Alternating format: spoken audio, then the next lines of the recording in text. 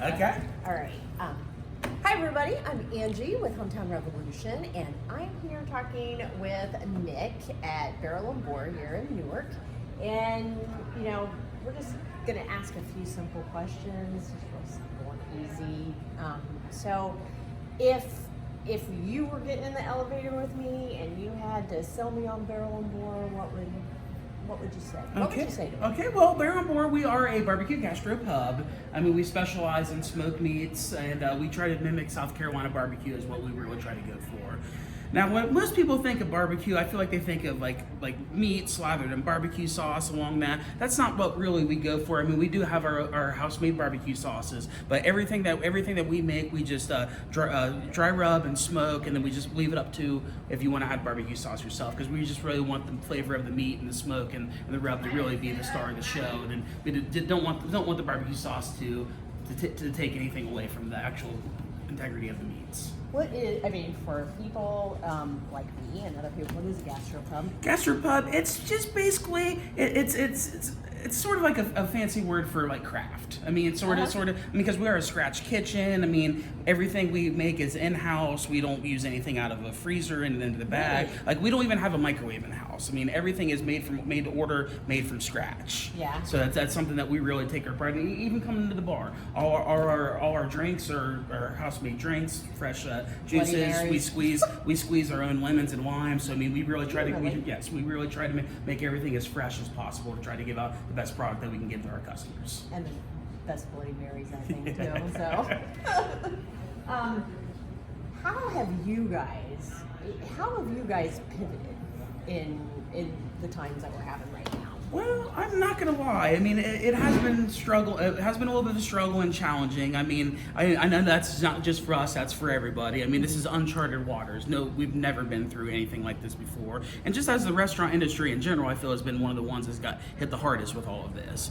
So we've just tried to do the best we can. I mean, we've tried to promote our carryout. We've actually added a lot of family packs is what we call it. Well, we call them feasts is what we call them, but they're like family meals.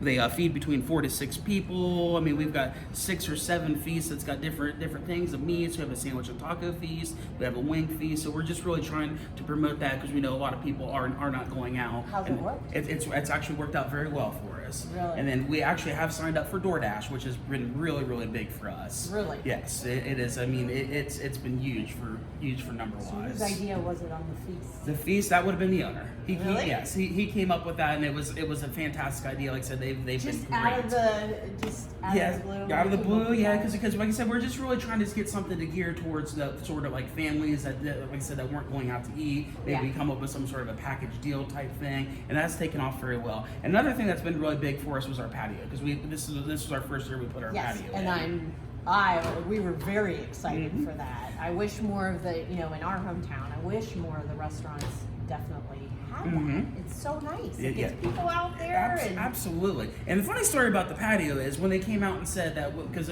at first when we were able to open back up, the inside dining wasn't available, it was just outside dining, and we did not have a patio at that point in time. We literally built our patio in a day. I mean, we got someone built the planters and everything. Literally within a day, patio was built. Next day, completely full. So that was another big thing that did help us out throughout the summertime. Was that obviously having the patio. Now, what was your best way of, how did you get the word out? What was, what are the things that you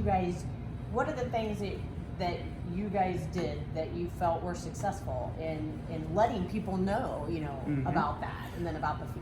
Really, Facebook. I mean, social media has really been really big for us. We have a lady that runs. She was actually one of our general managers at one of our other locations. She's sort of took over the role as our social media person, and she does a fantastic job of posting stuff. And we also do it as well. My assistant's very good at posting stuff as well. So we really just try to get the word out as best as we can on social media. Yes, and truth be told, that the reason why I come in here for one of the items that I'm going to have today, the chicken and waffles, was because I saw a post.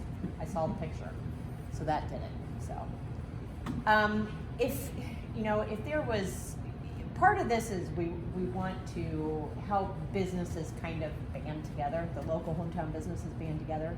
And I think one thing that everybody's learned is trying to help each other and lift each other up and give them different ideas. Is there any particular, anything that you can say to another business, or in what to do? What can we do? I mean, like I said, what's been really successful for us is just adding those third-party delivery systems. I mean, that has helped out very, very well for us. Don't be scared. Yeah, don't be scared, because I was very lenient of them before. I've never had the greatest experience of like DoorDash and stuff like that. Yeah. But to be honest with you, they've been good. We haven't had hardly any issues with them. So for the most part, everything has went extremely well. I would say that is a good way. And then, like I said, and then the feast, like the package deals that we've done for family meals, that has been very successful for us as well. So now to turn this around, if you were wanting to know what other things to do, what are some things that you want to know about in terms of marketing?